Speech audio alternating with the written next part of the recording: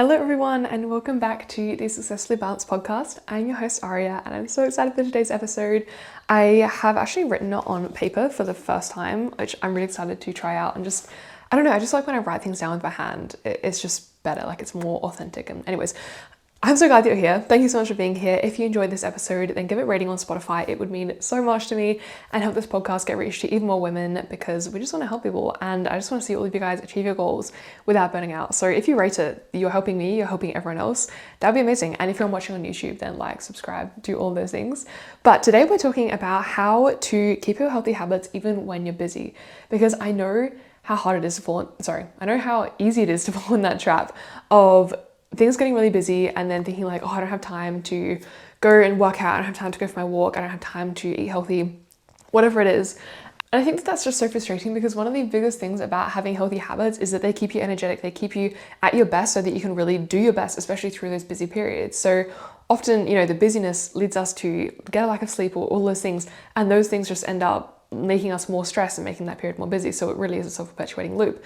So if we can keep those healthy habits through those busy periods, that's going to make such a lot of a difference. So there's sort of two parts to this episode. The first one is sort of about like doing a bit of a reality check and a wake up call of like, is this actually like, are you actually too busy to do these things, or are you just sort of like leaning into excuses? And then the second half is actually the practical steps that I'll give you about like how to actually have the time, how to fit them in, how to make sure that you don't get off track. But as I do in every single episode, I want to start off by talking about one thing that I've been doing to get closer to my goals and one thing that I've been doing to have a balance, hence the title Successfully Balanced. That's like what we call this episode. So this is sort of me embodying that concept and hopefully giving you some inspiration for that. And also I'd love if you could leave a comment down below and tell me something that you've been doing to work towards your goals and also something that you've been doing to have some balance and just enjoy your life. But my goal that I've been working towards this week, well, I actually sort of like achieved one of them, is I launched my productivity course on Monday and we had a masterclass on Friday and it was amazing. We had so many people show up and it was just such a lovely experience. And I think for me, it really was really good because I had a lot of people asking questions that I had to answer on the spot. And so it was really good practice for me to sort of do a bit of like coaching, like in the call, which was really nice. And yeah, just the energy was really good. People got a lot out of it and yeah, it was awesome. And also I officially launched the new business Instagram, which I may have alluded to a few weeks ago. It is called Elevate. And so if you search up on Instagram, like Elevate HQ, so like ELEVAE.HQ, that's the account. And I'll be putting like a wait list on there soon so that you guys will get updates about like what's happening. But I'm also doing a series where I'm showing like the behind the scenes of building it from zero, which I'm a bit nervous about, but I think it's really important to build in public so that you guys feel like you're a part of the journey, because I think that's just so important.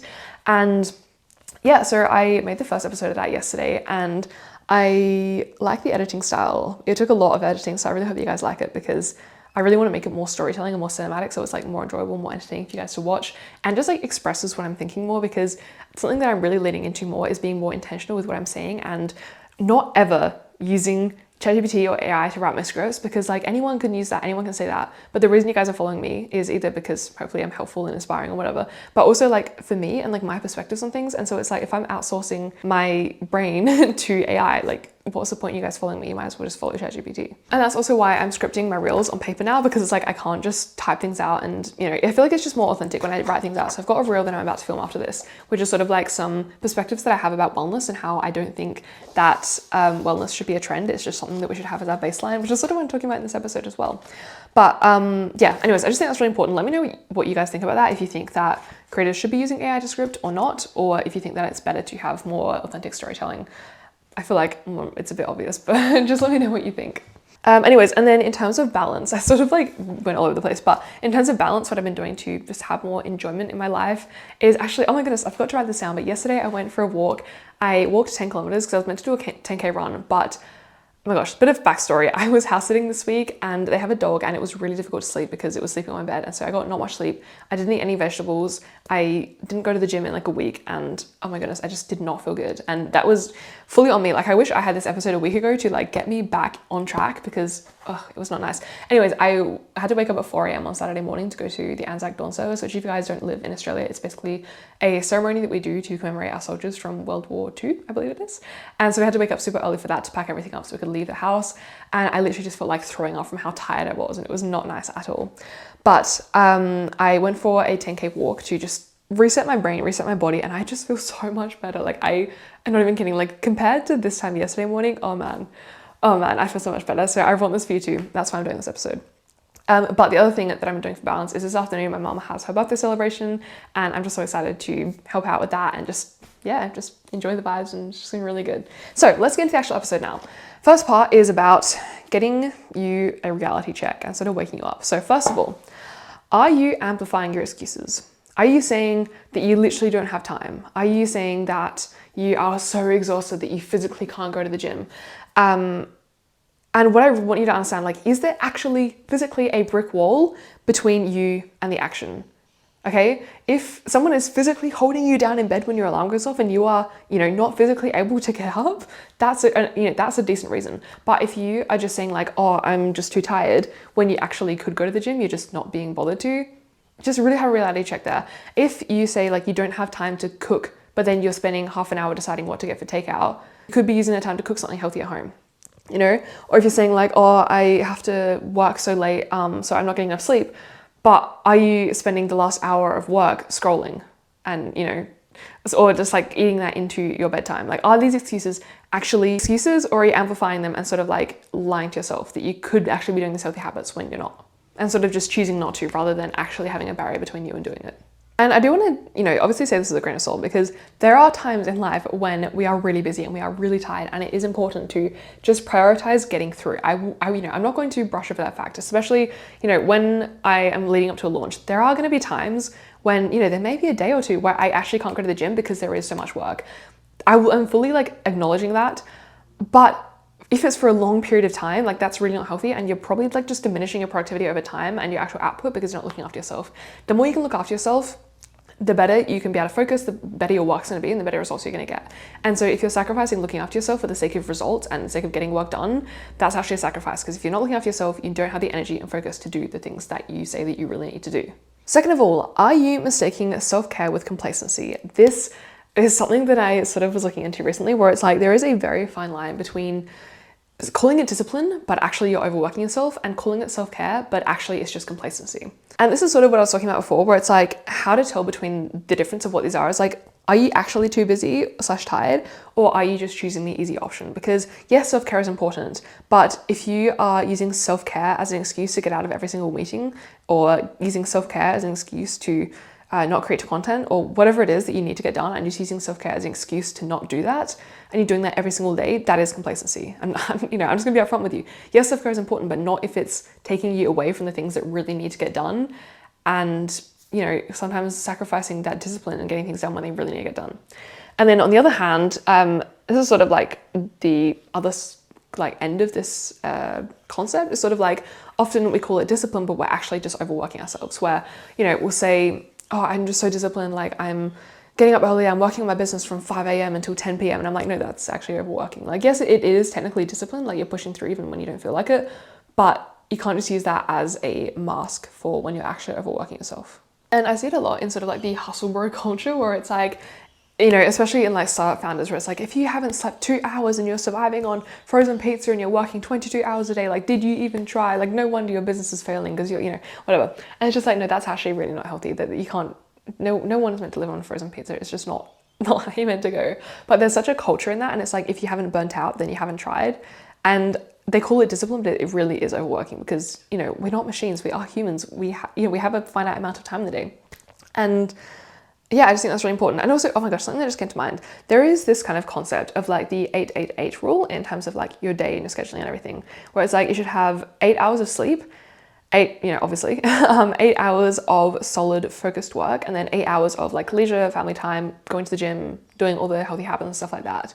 And yes, there are going to be times where you're going to have to be working 12 hours a day and only having 4 hours of leisure. That's the reality of things. And then there might also be times where you only have to work 4 hours a day, and then you get, I can't do the maths, but 12 hours of leisure time, whatever. But the point is that we do have 24 hours in a day. 8 of them should be sleeping, around 8 of them should be working, and then we do have 8 hours, most of us, generally, depending on how many commitments we have outside of that, to take care of ourselves. And if we're chewing up too much of that time with discipline and hard working, that could lead into overworking. And if we're chewing up too much of our like working time with self-care and leisure and stuff, that's complacency. Obviously, it's gonna be so different for everyone. I know I'm just sort of putting like numbers on this, but it's gonna be so different for everyone because some people really do find their work energizing. And I'm one of those people, like I absolutely love doing my work and I love sitting down here talking to you guys. Whereas someone else doing this exact same thing, that might be so depleting and they could only, sit and talk for half an hour before they are completely, gone for the day. And so seriously, it is so different between different individuals, and obviously everyone has different commitments and circumstances in their lives. But as a general rule of thumb, if you're spending more time working than you are resting, then you're probably overworking, not being disciplined. And if you're using self-care as an excuse to get out of work, then you're probably being complacent. And the third thing is that, I should put it number 2. The third thing is that where there's a will, there is a way. You probably have more time than you think you do. So when I was starting my first business, I was also working a part-time job and I was studying full-time. And I still managed to get 10,000 steps a day. I still managed to go to the gym every single morning, and I still managed to eat healthy pretty much every day. I mean, not, I wasn't perfect. There were still times when, I would be too tired and I wouldn't go to the gym one particular morning every month or so. Like that's fine, that's normal, that's okay. But for the majority of the time, I was very on top of my healthy habits. And, I wasn't using time as an excuse for why I couldn't go to the gym. I was studying probably 4 hours a day because I really was very on top of my studying and everything. I was working on the business 4 hours a day. I would then have my part-time job 4 hours a day, and then I'd have 4 hours a day around that to go to the gym, have dinner with my family, do my morning routines and evening routines or whatever, and then get 8 hours of sleep. And I could have said, oh, I'm launching a business, I'm doing so much, I don't have time to exercise. But I had a will to. I was like, no, I'm gonna do this because I care about my health and my happiness and, fitness and everything like that. But what was the other reason? I think that's the only reason actually. I wanted to make it happen, and where there's a will, there's a way. And it's like, sometimes I think if there's someone else on this planet that has done something, there is pretty much no reason why I couldn't do it myself. Unless of course, you want to be an astronaut and you don't have 20/20 vision, that's different. But if there's someone out there who is, oh my goodness, I forgot her name. Is it Eileen? I forgot her name, I'm so sorry. But she's the Olympic snowboarder. I feel like I'm getting this so wrong, but she also studies computer engineering, software engineering, computer science at Stanford, and then also does modeling with this massive modeling company. Anyways, the point is she's doing 3 really highly elite pursuits. And, she has the same hours in a day as everyone else. Obviously, she doesn't have kids, whatever. There's so many commitments that a lot of us have that she wouldn't. And the point that I'm trying to get at here is just that if someone else is doing something and they're in a similar position to you, if someone has started a full-time business while raising kids, while working a full-time job, then it means it's possible. And so really, if you care enough about your healthy habits and everything, you will make them happen. And I will give you practical steps in just a second. But the thing is, if you want to make them happen, all you need to do is decide, and then you will be able to find the time, I promise you, because I'm in the exact same position. I mean, when I was house sitting, I did make a lot of excuses and I really could have done better, and it was purely my choice and me just being like, no, I don't actually care right now, and I'm not proud of that, and I could have done so much better. And I was gonna be honest, I'm not perfect, and I go through times like that as well, but I am really committed to looking after my health, and so I wasn't gonna let that bleed into any longer. It was only lasted 3 days but I really felt the effects of it, and it was not fun, and so I don't want you to feel like that either. And even after a day and a half of looking after myself and feeling better and incorporating these habits, even though I'm still working full time, even though it's a weekend, I just think that it's so worth it, and it's so much better when you do this. So moving into the practical steps. I sort of feel like I've rambled a little bit in that last bit, but I hope it still made sense. I hope it was still sensical enough for you. And also a little interjection, if you have any requests for episodes, which actually I'm encouraging you, please request me an episode to do, because I really want to, as I said at the start, I'm building this really intentionally, and I want to make sure that I'm listening to my audience and actually making content that you guys want and stuff that you want to hear about. So if that's the case, if you have an idea or something that you want me to talk about, put it in the comments, and I will, if it's sensible and related to this podcast, I will do it, because I want to help you and I want to accommodate for what you want to hear. So that being said, let's get into the second part of the episode, which is the practical steps. So I say this in so many episodes, but schedule it in. If it isn't in your calendar, it probably won't happen. My gym sessions are in my calendar every single morning. They are there every single morning. And today, I've made a promise with myself. I'm getting 10,000 steps a day for the next foreseeable future, because, oh my goodness, okay, random side tangent. I said to myself, I was like, hey, as soon as I am working full time, I'll have the time to get 10,000 steps a day. And it's now I'm working on my business full time. When I said working full time, I meant on my business full time. So I'm working from home, and I was making excuses, and I was like, Aria, you have all the time, this is so much flexibility, why are you still not getting 10,000 steps? And there was literally no reason, I just wasn't being bothered. And so I made a promise to myself, I'm getting 10,000 steps a day. I have no excuse. I'm gonna make it happen. And when, as I said, where there's a will, there's a way. So I've decided I'm gonna do this and I'm gonna make it happen. So that being said, scheduling things in. So today I said, okay, how am I going to get my steps in? After I record the podcast, I'm helping out with the celebration this afternoon. How am I going to get 10,000 steps? I blocked off in my calendar an hour in the middle of the day to go for a walk. If I hadn't done that, I would have let work chew into that and not gotten it done. So schedule it in, whether it's gym sessions, whether it's meal prepping, which I'll get into in a second, but anything that you want to happen, schedule it in, because without that, you're probably not going to get it happen. Get it happen? I don't know what I'm talking about. Anyways, the second one is like, for example, meal prepping healthy meals, because I know how hard it is in the middle of the day when you're like, I need to have lunch, but I need something quick and I don't really feel like eating anything healthy. And yeah, I feel like that every single day. And so I know that to accommodate for that and to make sure that I still eat healthy, I need to prepare. So whether that's on a Sunday, cooking some pasta, like pesto pasta with tuna, that's one that I absolutely love. Or just some snacks, putting some nuts in like little containers so you can easily take them to the office if you're working in the office, or the library if you're studying there, whatever. And yeah, just getting it ready in advance, because if you prep all of your meals on Sunday, that takes like an hour, say. But if you're doing it every single day, that could take you like half an hour a day, and then add that up over the weekend, it's like 3.5 hours. So it takes you less time if you just do it all in one go than doing like a bit of prep every single day, or just like making your meals as you go. And similarly, just reducing decision fatigue in any other area, like planning your workouts in advance so that when you get to the gym, you don't have to think about it, or planning your walking route so you don't have to think about that when it's time to go for a walk. Things like that just reduce decision fatigue, so that when you are really busy, you don't have to think about those things. They just happen by default. Or, putting your activewear on the floor right next to you when you wake up, so that you don't have to think about it, you don't have to convince yourself to go and do it. Like, they're right there. It's just the next obvious step. Oh, another thing, okay, this is it may not feel relevant at first, but I promise you it is linked to the whole episode, is actually doing a dopamine detox, because we actually spend so much more time than we think in this modern era, in this modern society, actually, succumbing to dopamine. And whether that is scrolling, whether that's binge watching TV shows, anything like that, we spend so much time doing that, and it really drains our energy and makes us feel so much more stressed than we need to be. Because if we say like, oh, I don't have any time to work out, but you're spending 2 hours a day scrolling, that's 2 hours that you could have been working out. But it is obviously not that easy to just like give it up, because your brain is wired to the dopamine. And I would talk about this, but I feel like I mentioned it in every episode. Basically, when you indulge in scrolling or artificial stimuli, it raises your dopamine really high, and when it comes back down, you crave the dopamine again. So when you start reading, for example, compared to scrolling, you think this sucks because it's so boring, and so you want to do the thing again. And so when we try to do these healthy habits, they feel comparatively less stimulating compared to scrolling, and so it makes it harder to do them, and we get more stressed because of that continuous up and down of like our brain transitioning between the high and low dopamine states. And I'm going to on a tangent now, but the point is that if you can do a detox from that, so for example, not having your phone first thing in the morning, or not going on social media until 12 p.m, those kind of things will reduce how much your brain is craving the dopamine, and make it easier for you to follow those healthy habits, and also free up more time that you would have been scrolling or watching TV or whatever to do the healthy habits. And especially when we're really busy, because sometimes we would sit there and think like, okay, I'm just going to scroll because that's like a break, and I'm going to scroll because it's really easy and it feels restful because you're just scrolling. But if you look at your energy afterwards and you audit it, you're going to feel more tired after scrolling, even though it feels restful because it takes a lot of energy. Oh my gosh, there's so much I want to talk about this, but actually like high nutrient leisure, which is basically, I go into this so much in the course that I launched, but basically high nutrient leisure is the things that take maybe a bit more effort, like going for a walk, doing a puzzle, talking to a friend, but they actually leave you feeling more energized, whereas low nutrient leisure is like scrolling, binge watching TV, eating junk food, whatever. They feel good in the moment, but they leave you feeling tired afterwards.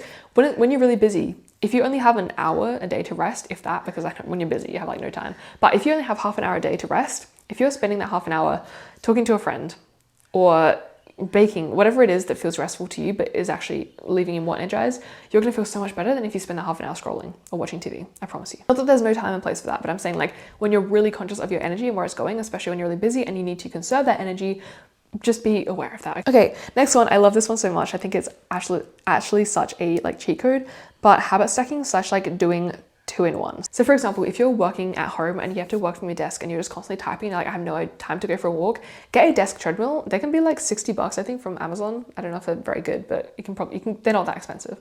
And put it onto your desk. And I think you can also get like a little sit-stand desk thing, which I've got like on my floor where I have my laptop here with the voice memo. But you can put that on the desk, so you make it a sit-stand desk, or you can just get a sit-stand desk and walk as you're doing your typing. And then you can literally like, I often end up walking for an hour and a half before I even notice that my legs are like getting tired and I need to sit down. And so that's one way that you can get all your steps in without sacrificing the time that you're working. Another thing is having like a green smoothie or like something like a healthy smoothie while you're working, because you are going to be preparing a breakfast or your lunch anyway. You might as well just like make that healthier and just have it while you're working. I don't usually encourage eating while you're working because it's just not very good for your nervous system and your stomach and like understanding how full you are. But that being said, if that's what it takes for you to be able to eat healthier, then do that. Another thing is reading before bed rather than going on your phone. Again, this is going to take a bit of dopamine detoxing to be able to do that because it's less stimulating than scrolling. But my point is all this is that like it's the same time commitment, it's just different habits. Like you're going to be working anyway, you might as well be working while you're walking. You're going to be working anyway, you might as well be eating a smoothie at the same time. You're going to be winding down for bed, maybe on your phone, you might as well replace that exact same amount of time with something that is more restful and rejuvenating.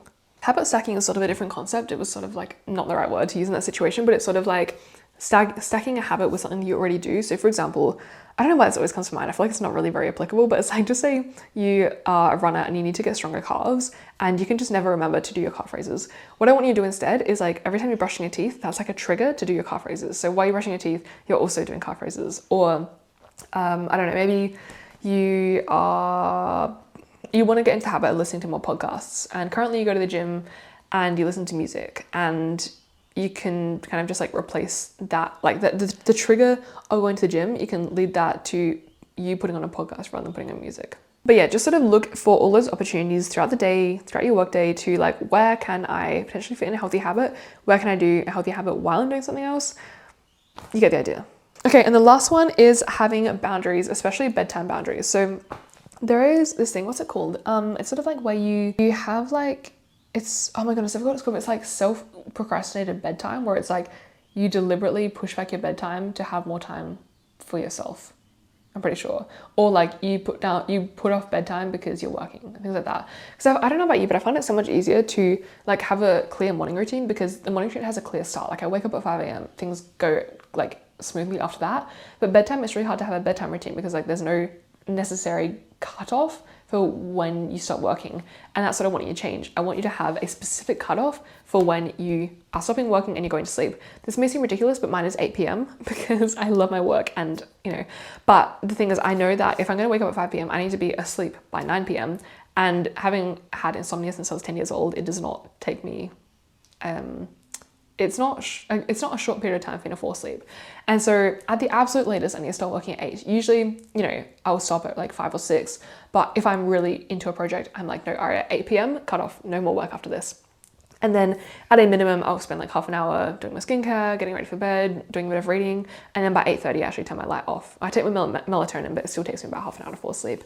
Even with melatonin, which is annoying. Anyways, my point is, have a set bedtime that you're going to start working. And so that means that you can still get 8 hours of sleep, because the more that you can stick to getting 8 hours of sleep, the more energy you're going to have to do the things that you're like busy with, and the better you'll be able to do them. And, you know, hopefully the sooner that busy period will end.